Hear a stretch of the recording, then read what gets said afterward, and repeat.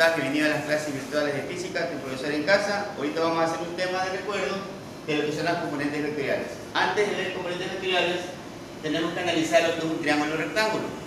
El triángulo rectángulo está compuesto de tres lados, que son los catetos perpendiculares entre sí y la diagonal, que es la hipotenusa. ¿Okay? Entonces, un cateto puede ser opuesto o puede ser adyacente. Miren que no estoy diciendo que un cateto este es opuesto y este adyacente, puede ser. El de acá siempre va a ser hipotenusa. Entonces este de aquí va a ser siempre la hipotenusa. Pero ¿cómo sé que estos catetos se denominen opuestos o se denominen adyacentes? Para yo poder definir que este cateto sea opuesto o este cateto sea opuesto y viceversa, tengo que definir el ángulo. O sea, con qué ángulo voy a trabajar. Vamos a hacer el ejemplo. Voy a trabajar con este ángulo de aquí. Estoy señalando el ángulo. O sea, si este es el ángulo de trabajo, ¿qué cateto está al frente de este ángulo? El cateto vertical, ¿no? Entonces este se llama opuesto. Y el otro se llama adyacente. ¿Ok? Pero, si cambiaría la posición del ángulo, arriba, quedaría así. ¿Qué cambiaría? Ya no sería este adyacente, sino opuesto. Y este opuesto se llamaría adyacente. Es lo clave. Muchas personas se equivocan y se confunden. Piensan que este siempre va a ser opuesto y este va a ser adyacente. En la definición opuesto y adyacente depende prácticamente del ángulo. ¿Okay? Otra cosa para saber de las componentes vectoriales es la definición que es seno.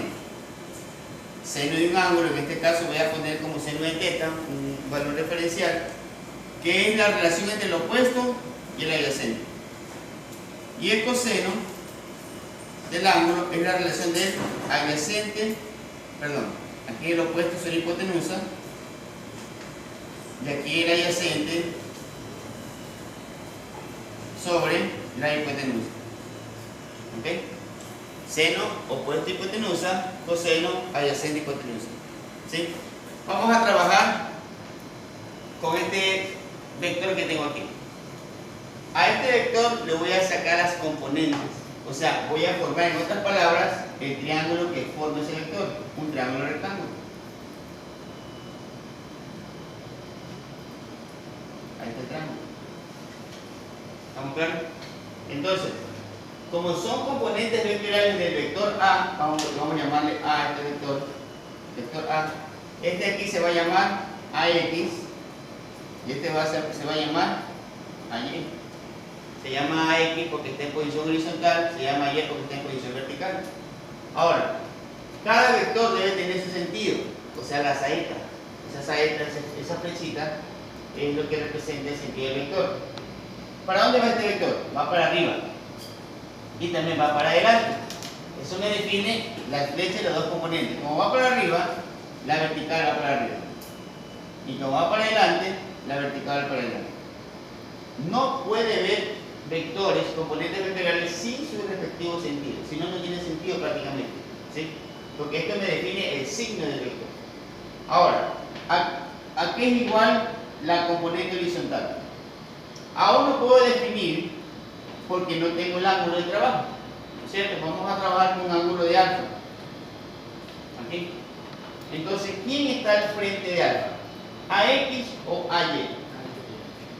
AY, ¿no es cierto? Entonces, podemos definir que AY es igual al vector por el seno del ángulo. En cambio acá, como AX se encuentra en el lado adyacente, sería al vector por el coseno del ángulo. ¿Estamos? Así se define una componente horizontal y una componente vertical. ¿Sí? Vamos a sacar las componentes de este diagrama de cuerpo libre. Solo estoy tomando en cuenta es el vector peso, ¿okay? Que más adelante usted lo va a observar en las prácticas que vamos a tener, ¿no es cierto? Entonces, a este vector me hace falta las componentes. Voy a formar mi triángulo, como formé el triángulo acá. ¿Okay? Formo mi triángulo seguido con el eje Y, y el eje Y supuesto relativo, y este es el eje X relativo, ¿no? Ya formé mi vector componente en el lado Y, ahora me falta el vector componente en el lado X. Pero el lado aquí, ¿cómo está? inclinado, ¿no? Entonces lo voy a trazar también inclinado. ¿Sí ven? Este vector va para abajo, entonces va para abajo y va para abajo. Entonces este se llama componente vertical y este se llama componente horizontal. El ángulo θ que está aquí es exactamente el ángulo que está aquí, el vector arrimado con la Y. Ahora, ¿quién está al frente del ángulo θ? ¿X o Y? X, ¿no es cierto? O sea, componente X es igual al vector, en este caso es el peso, como está al frente por el seno. Miren que aquí la componente horizontal X es por el seno. En el caso de acá, la componente horizontal fue por el coseno. Porque en este caso, quien está al frente del ángulo era Y. ¿Sí? Y acá, ¿cómo quedaríamos? La componente vertical de Y sería vector por el coseno del ángulo.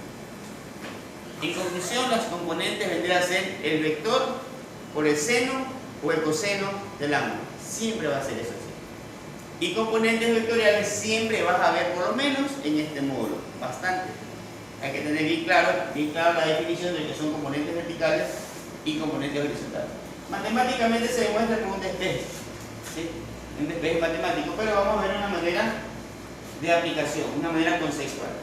Siempre la componente horizontal o la componente vertical se va a definir